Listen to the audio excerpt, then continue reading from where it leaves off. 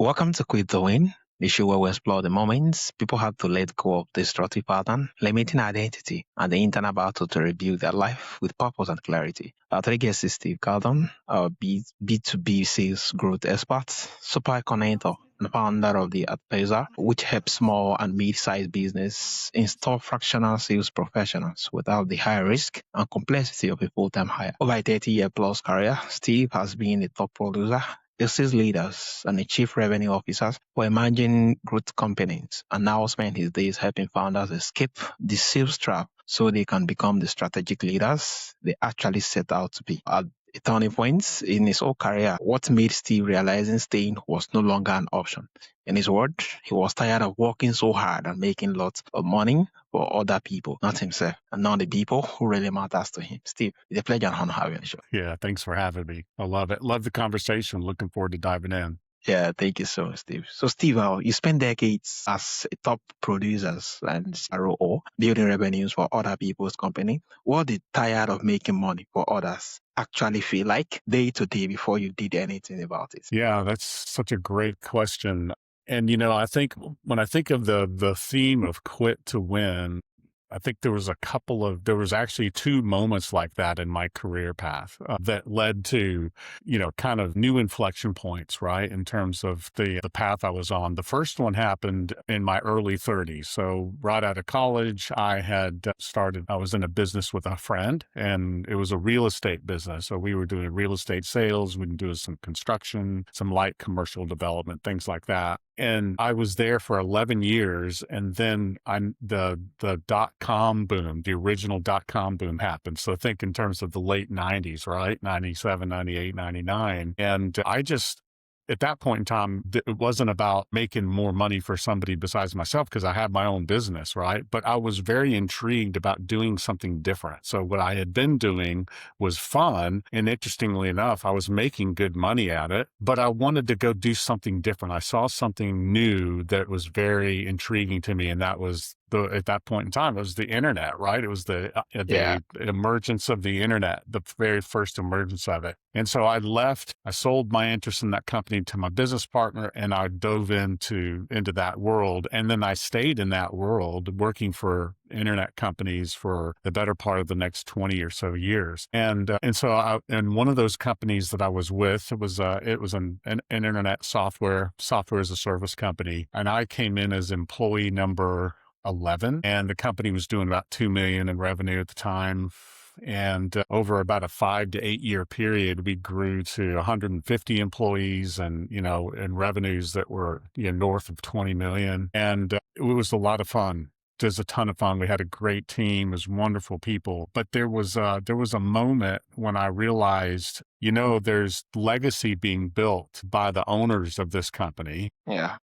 They're building a legacy for their families and for all the people that they care about. But for those of us who were kind of along for the ride, the legacy was more about how much money you made each year, right? So it was about your salary and the benefits, but it wasn't about something that was lasting, something that could be passed on to the next generation.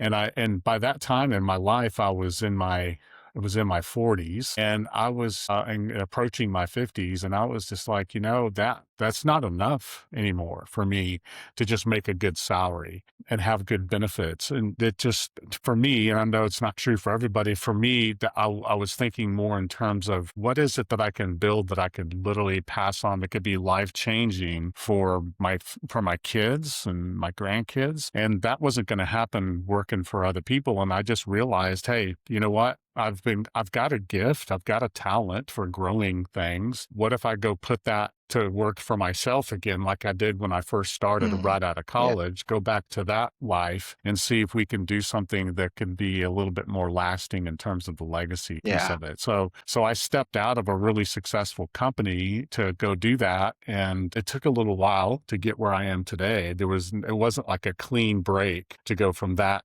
to what I'm doing now. There was a couple steps in between, but I knew I was chasing after something different than what I had been chasing up until that point. Yeah, amazing, amazing. Yeah, legacy was about money, but you have to quit that towards having something you could actually pass on to another. Yeah, amazing.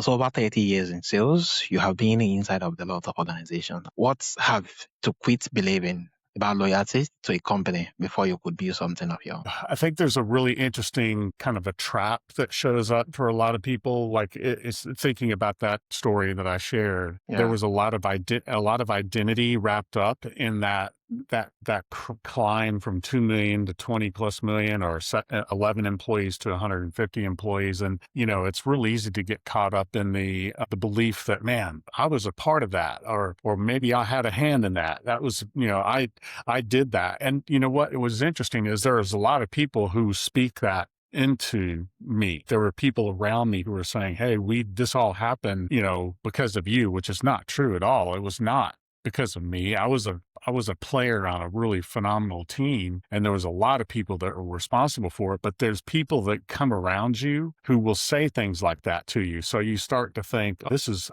all about me. yeah, I'm the guy. I'm the rock yeah, star. No. So I think you have to really be careful not to fall into that trap of believing that to be true, and understand that, yeah, you played a role in something that was really exciting, but mm, the role you played was based on some gifts and talents that you have that can go somewhere else too. It doesn't just have to be there. It can yeah, be but you get that identity that you form in that situation is hard to walk away from. A lot of people struggle with that. I did too. It's like, well, what if I leave and it fails? yeah, Then what?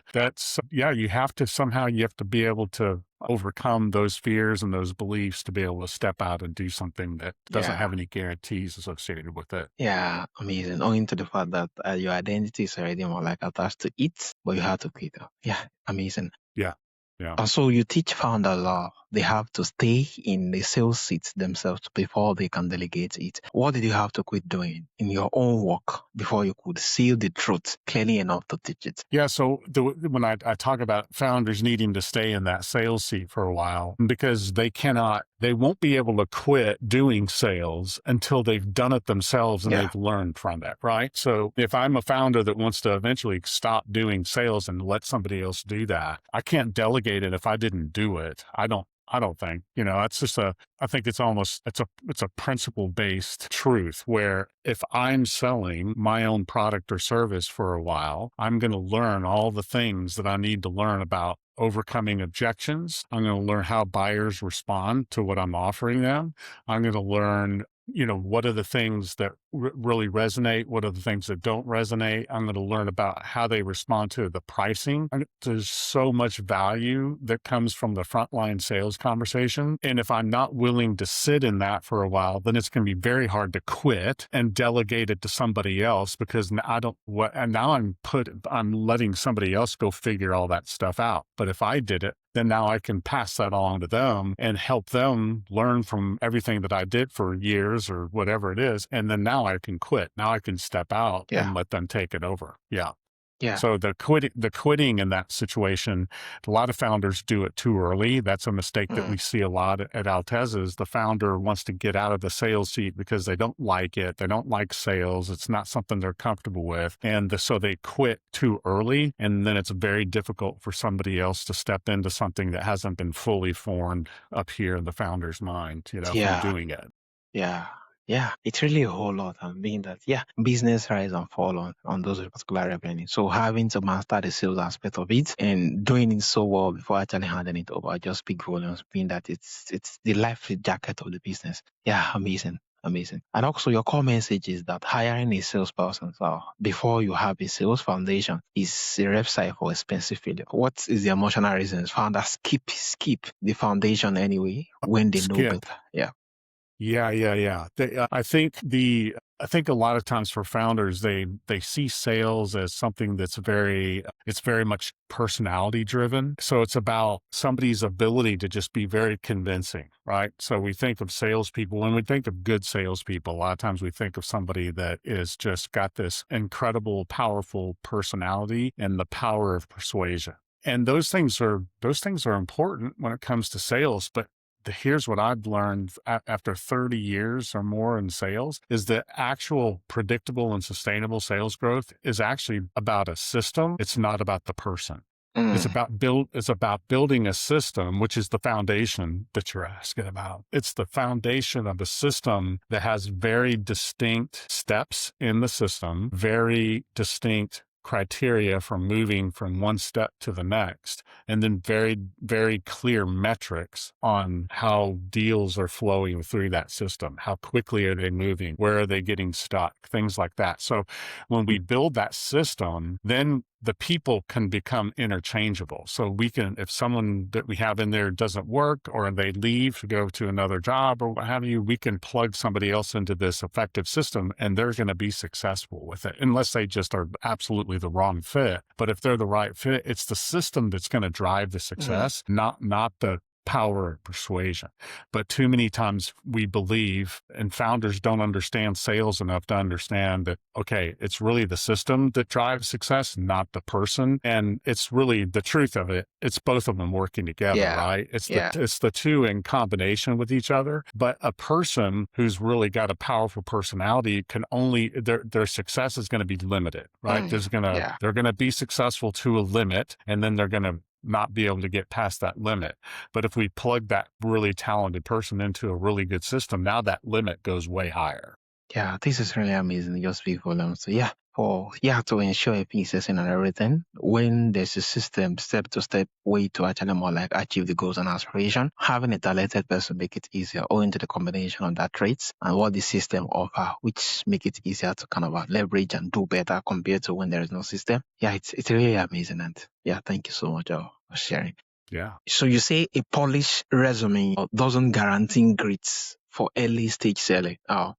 Yes. What did you have to unlearn about what's impressive look like before you could spot what actually worked? Yeah, I think that's, going somewhat dovetails nicely with one that we were just talking about, right? Which is the powerful personality, power of persuasion. With salespeople, the resume itself, I think unless you're talking to somebody who's just getting started in sales, the resume is always going to be super impressive, right? Everyone knows how to kind of polish up that resume. Yeah.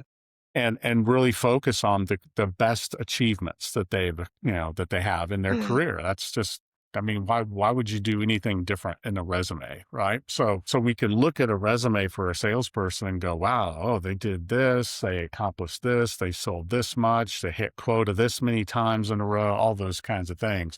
But the real truth about salespeople is, are they going to represent my brand? If let's say I'm the founder, are they going to represent my brand and my company in the way that I would, right? So that's not about a polished resume as much as it is about their personality, it's about the cultural alignment between that salesperson and the business that they're selling for. So I think what really matters, we need the resume. I'm not saying we throw it out, but we have to also look at the cultural fit. So are the core values in alignment between this salesperson and our organization? And then the sales approach.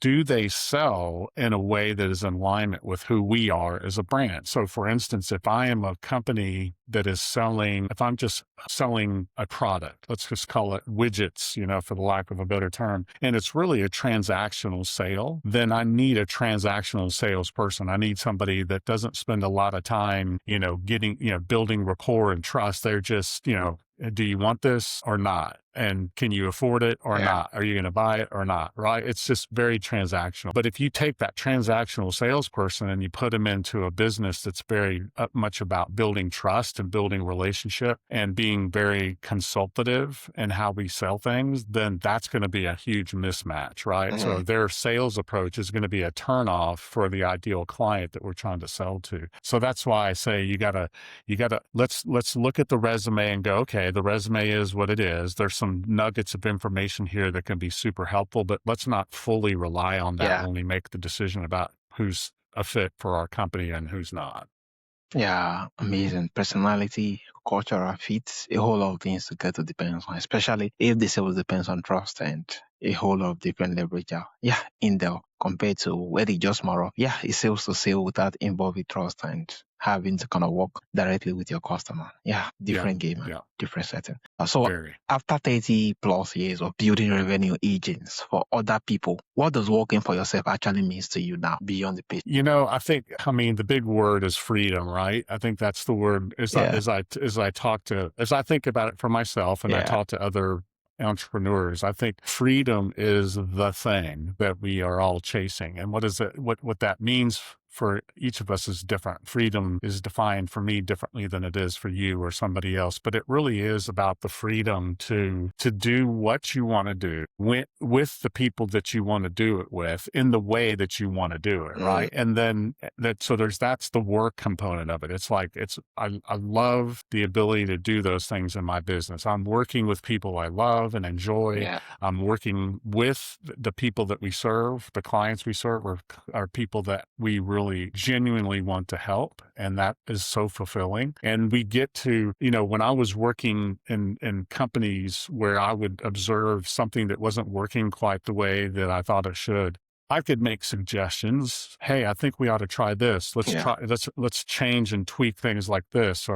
And sometimes people will go, yeah, that's a great idea, Steve. Let's do that. And sometimes they'd be like, shut up, Steve, go back to your desk and do your job. Well, now I get to act. Now when I have one of those ideas, it's like, you know what, we're going to try that. It may not work, but we're going to try it. I don't have to get somebody's permission. Yeah, that's true. So that's what freedom looks like. And then, of course, the most important thing is just the ability to step away whenever I want to go spend time with my wife and my kids and my family and just, the people I enjoy being with, and not having, if I step away to go do that, I realize, okay, that may cost me in some way, shape, or form, but it's not going to cost me in terms of having to sit across somebody's, desk and say, Steve, why weren't you in the office yesterday? We don't have to have that conversation anymore. Yeah. Amazing. Freedom to do what you want to do with those who you want to do it with.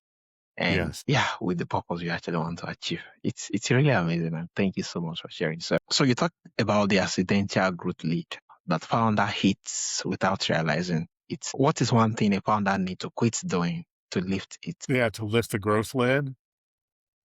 Yeah, when I talk about the accidental growth lid, I'm specifically speaking in the context of sales. And so I'm speaking directly to the founder who really loves sales and wants to sit in that seat for as long as they can, and maybe forever, right? They may want to always be the one who closes the deals, right? So so in talking to those people, the accidental growth lid shows up in a variety of ways when we do that. The biggest thing that I would say that happens is the company just looks small, right? So if you think about somebody buying from Alteza and working with Alteza, if all the sales conversations go through me, then Alteza is going to look like a small company, right? If all the sales conversations go through everybody but me, now it looks like Alteza is a team. Like, this is a bigger organization with people. It's got depth. It's got breadth. It's a team. It's a company. It's not about Steve. So that matters to me. It doesn't matter to everybody, right? Some people are totally fine being the face of the company and having the brand be all about them and their social presence and their speaking engagements, whatever the case may be. I don't mind doing speaking engagements. Clearly, you and I are having a conversation, right, on a podcast, but I'm doing it because I want it to help my company. I'm not doing it to build my own personal brand. And I just feel like there's a ceiling to the personal brand that is different than the ceiling for a company. And I think the ceiling for a company is much higher, and the ceiling for a personal brand is not as high. So that's the growth lid I'm talking about. But that at the end of the day, it has to matter. Like, what matters is where you're trying to take your brand, right? So if you're trying to build a company that's scaling so that one day you can exit through acquisition or going, IPO or something like that, then this principle is going to matter to you. If you're just building a lifestyle business around your personal brand, then that's fine. That's okay. I'm not saying that's wrong. I'm just saying understand there's a lid to that. Yeah, amazing. Thank you so much, Steve. This has really been robust and a whole lot of lessons to piece together here. So tell us about Atlaser once again, and also where my audience can actually more like learn more about it and how they could actually more like connect it. Yeah. Yeah. So what we're doing at Alteza is essentially we're putting very experienced sales people and sales systems into businesses on a fractional basis. So you're getting very experienced, very senior sales talent without having to pay the full-time salaries that typically go with that talent. So it makes it way more cost effective. So that's what Alteza does. And you can learn more about us online. AltezaSolutions.com is the web address. And then I'm personally on LinkedIn. My name is not very common. Yeah. Caton is not a common name, so I'm easy to find on LinkedIn and love connecting with people there. Yeah, thank you so much, Steve. Wow, thank you for the reminder that foundation must come before a hero hire. Yeah, this is really amazing. And from our audience, we'll love to connect and actually more like, reach out to Athlete, especially for when you want talented people when it comes to sales. So you cannot afford paying fully. Yeah, this is a nice place, and check the show notes and you could easily see the link to easily reach out. Yeah, remember that staying stuck, building someone extreme is never a safe option. Building your own is once again a pleasure and honor having you on the show, Steve. Thanks for having me. Appreciate it.